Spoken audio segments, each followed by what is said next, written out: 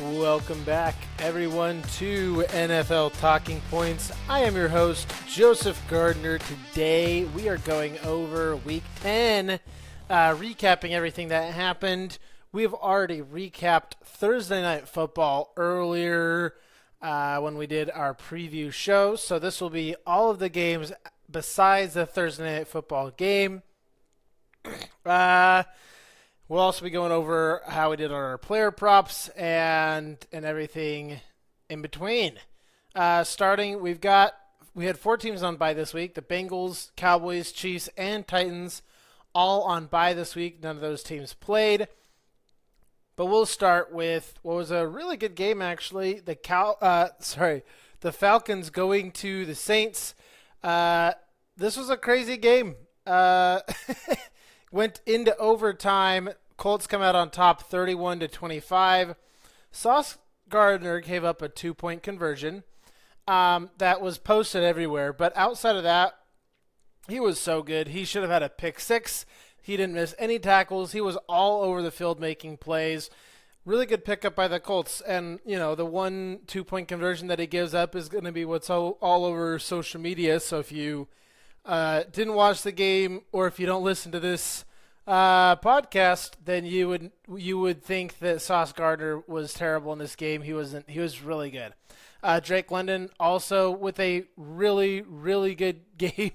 Michael Penix is making Drake London look way better than Kirk Cousins ever made Drake London look. Not to say that Michael Penix is absolutely the guy or anything like that, but definitely a step up from Kirk Cousins, in my opinion, being able to get the ball to these weapons. Indiana Jones with more turnovers. This game looked, I think, probably worse on the turnovers this game than he did against the Colts. But Jonathan Taylor had 244 rushing yards. He sets a franchise record, and that record was held by Jonathan Taylor. So he beats his own record playing for the Colts. And the Colts constantly started near the 50-yard line. The special teams of the Falcons had a really hard time stopping them from starting in great field position. One more note on this game. Daniel Jones at one point ran himself into a bench, and it made his mouth bleed, but it just got on his lips, so it looked like he was wearing lipstick. You might see that all over. That's what happened. He just blood on his lips. It is just covering his lips pretty much perfectly to make him look like he's wearing lipstick. So kind of funny. But yeah, Colts come out on top in overtime. Pretty crazy game, considering that the Falcons and Colts shouldn't be anywhere near each other, but here we are. Next, we've got the Saints at the Panthers. The Panthers at home score on their opening drive. Looks like this is going to be a tough day for the Saints, and that's pretty much where it ended there. Panthers lose at home 7-17 against the New Orleans Saints. Tyler Shuck was making plays all over the place. He absolutely outplayed Bryce Young, which is not great for the Panthers, including a 62-yard touchdown to Chris Olave that looked really good. Olave was all over the place in this one as well. The turnovers is what lost the Panthers this game. And then lastly on this game, more Taysom Hill. Every time Taysom Hill was in for a play, there was a first. It was a first down. I think 3 of the 4 he ran it himself. One of them it was a fake where Kamara takes it up the middle, and 3 defenders followed Hill because he draws people to him. Definitely need more Taysom Hill in the game plan, in my opinion. So next we've got Giants at Bears. Kyle Monangai had a good game. Darius Slayton had a phenomenal catch, like an Odell Beckham Jr. type catch in the throwback Giants unis. Caleb Williams looked pretty decent in this one, especially over the middle, but he still was struggling with the timing of the offense, still running around trying to make plays, and he's really good at it. So that ended up working out. The story of this game was I mean, Jackson Dart was playing out of his mind. He had 2 rushing touchdowns and over 200 yards early in the beginning of the second half, early in the third quarter. He was playing out of his mind. And then 5 minutes left in the third quarter, Dart fumbles the ball and gets a concussion in the same play on the Bears' 15. So 15 yards away from a score, or 15 yards away from, the end zone where they could kick a pretty easy field goal or score a touchdown, whatever. Dart not only goes out of the game, but the fumble is lost and the Bears take over, and that pretty much changed the game right there. At that point, the Giants were up 20-13, and if you're the Giants and you score there, even just a field goal or a touchdown, it's pretty much game over at that point. Russell Wilson looked not even close to the same level as Jackson Dart, which, it just wasn't good. There was one play on the 3rd-yard line where Russell Wilson decides to try to take it himself up the middle, gets stuffed. They end up going for a field goal. Sorry, it wasn't 20. It was 17-10. And they end up going for 3 there to make it 20-10. Anyway, long story short, if Jackson Dart stays in this game, the Giants win this game, and the Bears are very lucky to come out on top.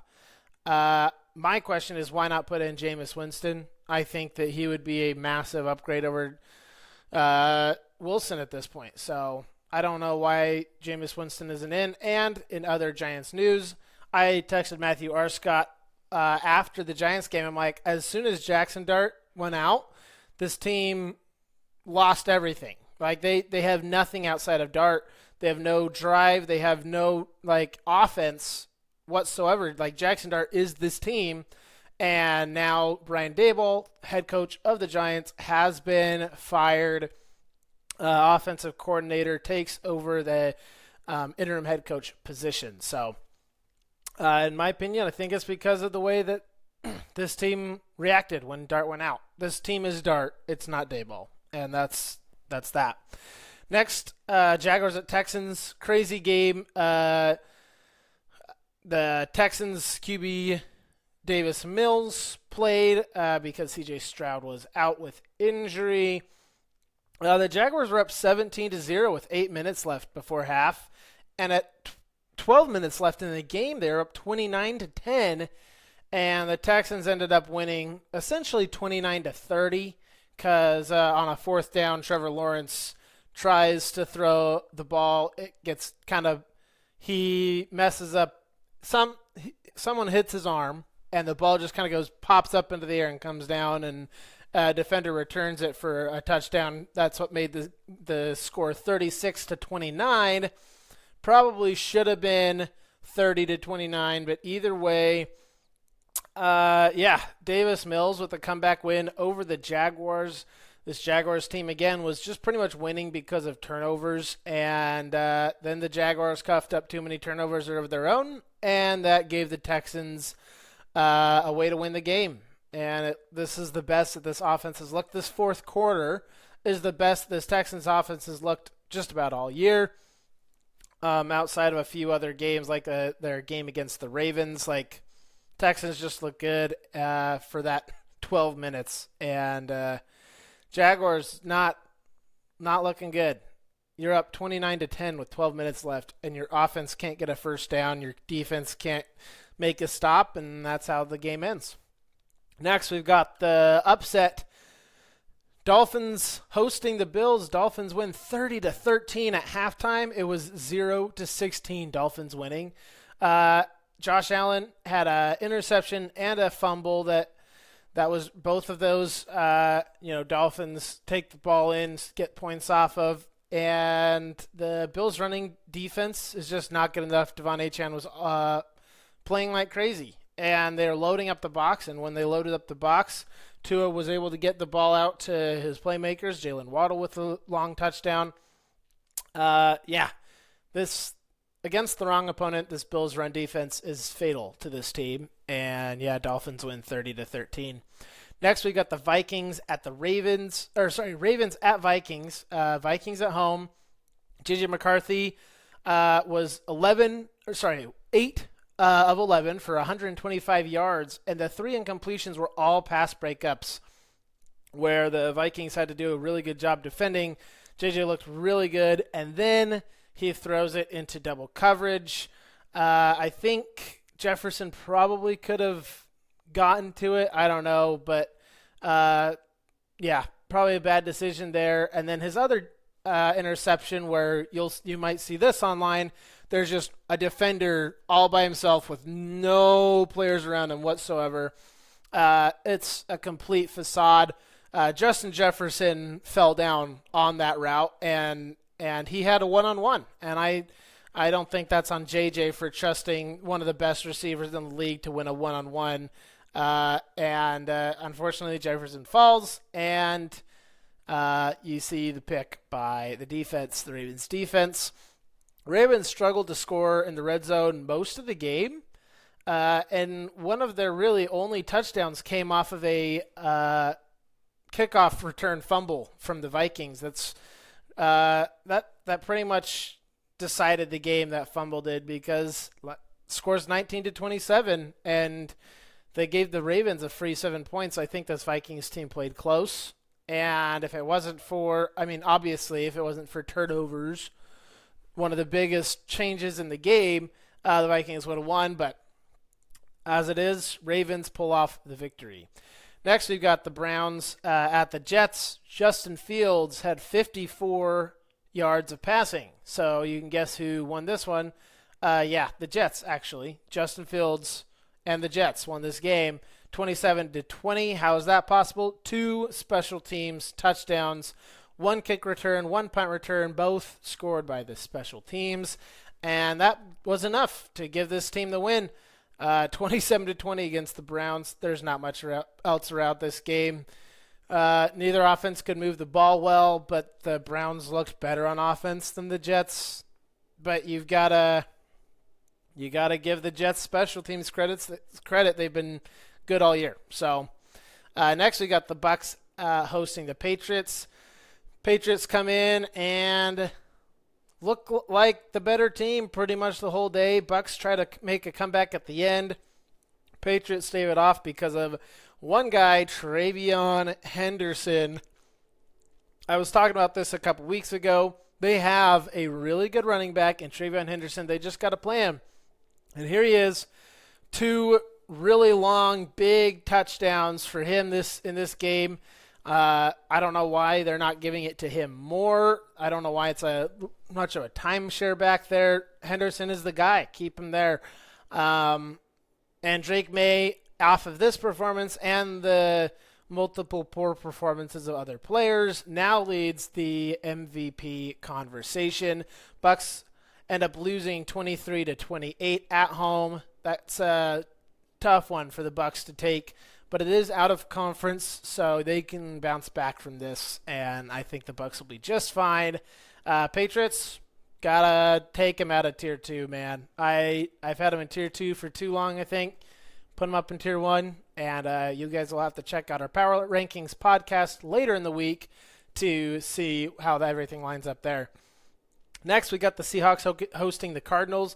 This game wasn't close. The score was 44-22 Seahawks, and it wasn't even that close. The score is closer than it probably actually was. There was a lot of late touchdowns by the Cardinals to make it look closer. The Seahawks are so well-rounded. Sam Darnold and Jackson Smith and Jigba are just playing on another level. Their defense is phenomenal.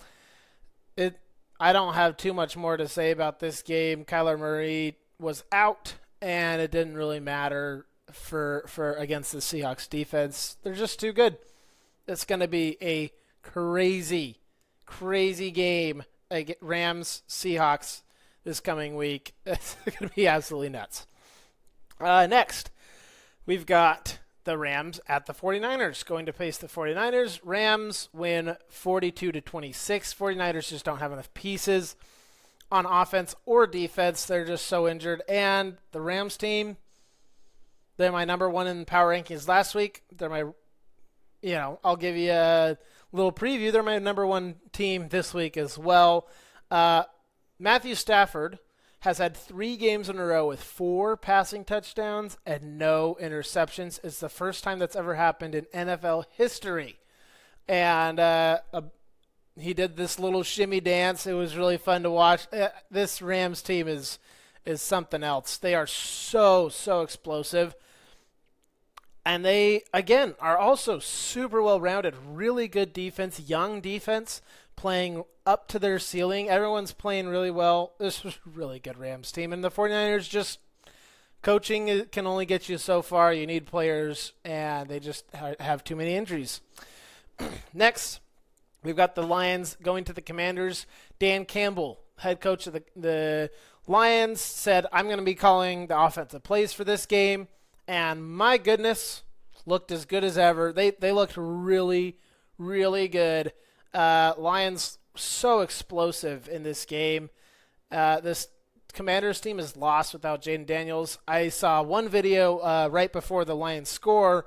Dan Campbell's reading off the play call to get into Jared Goff. After he reads the play call, Campbell's like, yes! Campbell already knows that this is a touchdown. He's so pumped about this play call. He already is celebrating. He's celebrating the touchdown. They haven't even run the play yet. He just was like, "Yep, this is a touchdown." I love this play call, and you gotta love that if you're a Lions fan, to be able to see that kind of passion, to be able to see how much he loved.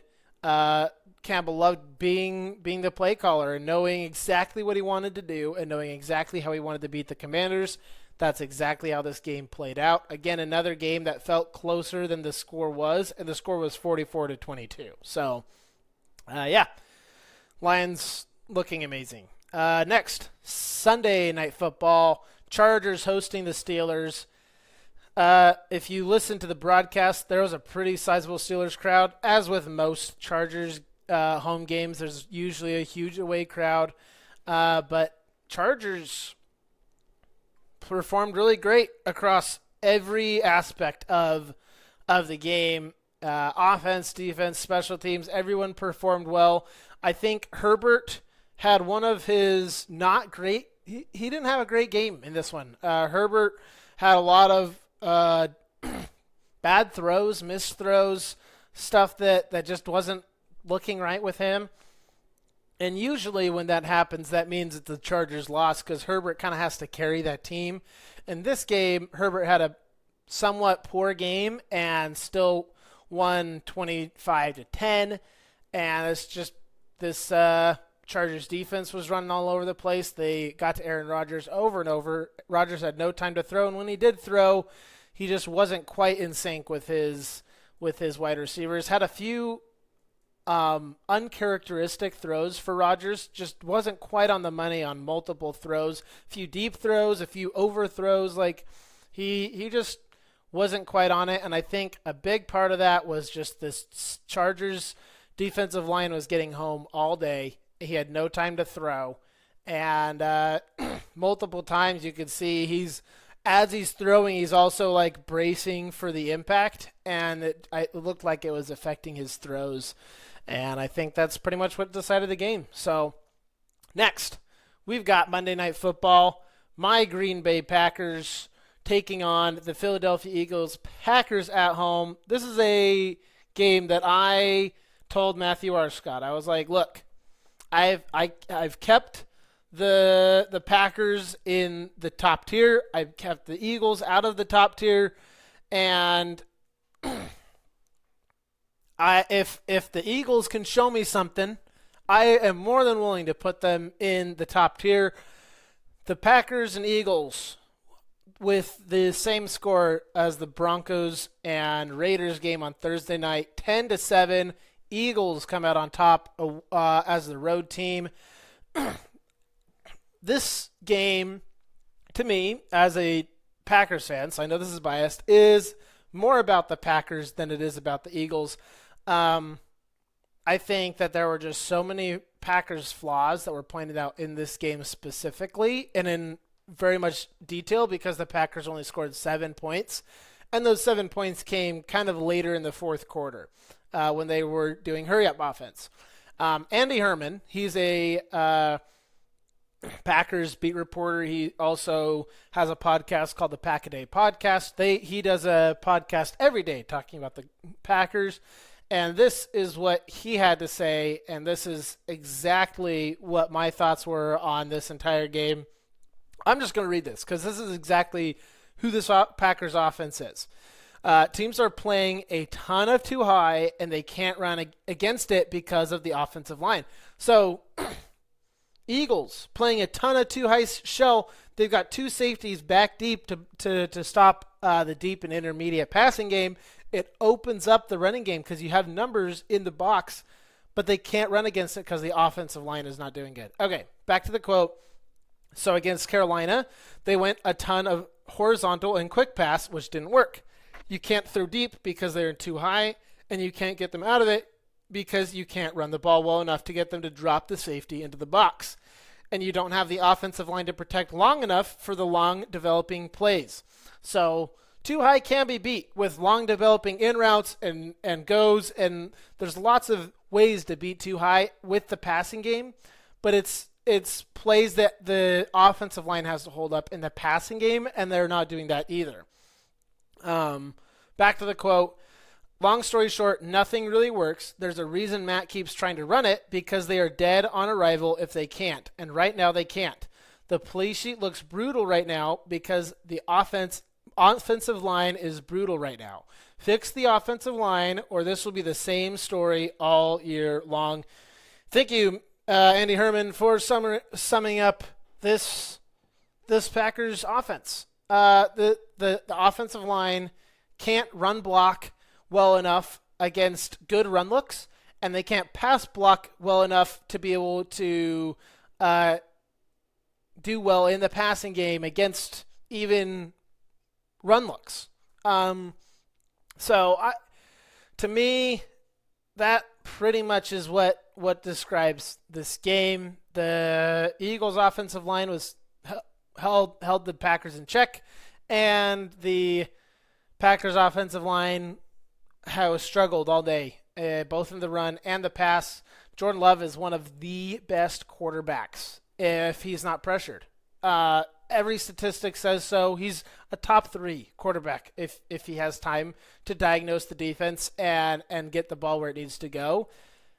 But teams have figured that out. So they say, all we have to do as a team is play too high and get to the quarterback fast enough for the long developing passing routes to not make it. And then if they try to run the ball, they can't do it. Even against light boxes, even against defenses that you should be able to run the ball against, they can't do it because their offensive line is not playing well enough. Part of that is losing Tucker Kraft last game. He was their best, by far, best blocking tight end. And that's a big part of the game that fell off, in addition to the stretching the field, in addition to the yards after the catch that always had underneath. Kraft was a big part of this offense, and losing him, big part.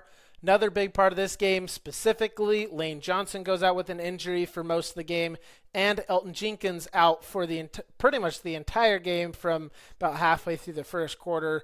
So Packers didn't have their center for most of the game, and Eagles didn't have their all-pro, all-world right tackle Lane Johnson in for most of the game. Lane Johnson did come in on the final drive just to try to play through that injury, but even with Lane Johnson out, the Packers couldn't get home on defense. They just had too many answers. And the last thing I'll say on this game, this Packers defense held up so well, but eventually you let something go. And the thing that they let go, they had one big Saquon Barkley run, and they had one big Devontae Smith pass. And those two explosive plays came in the same drive. It's the drive that the Eagles scored their one and only touchdown. And those two explosive plays ended up being all the Eagles needed. That's all they needed. So, for me, I got to drop the Packers in my power rankings this week. Their offensive line just isn't good enough. and you can't win games at a high level or even at a low level. I mean, they lost to teams like the Browns and Panthers because of the exact same issue. People play a too high shell and just get home with 4, and it's a recipe for disaster. That's how every good team wins their matchups. The Packers want to do that on defense. They did okay with that on defense. Obviously, they only gave up 10 points. So, yeah, that's the last thing I'll say on this game. Okay, lastly, player props. I went 10 of 14 this week on player props. So much better week this week.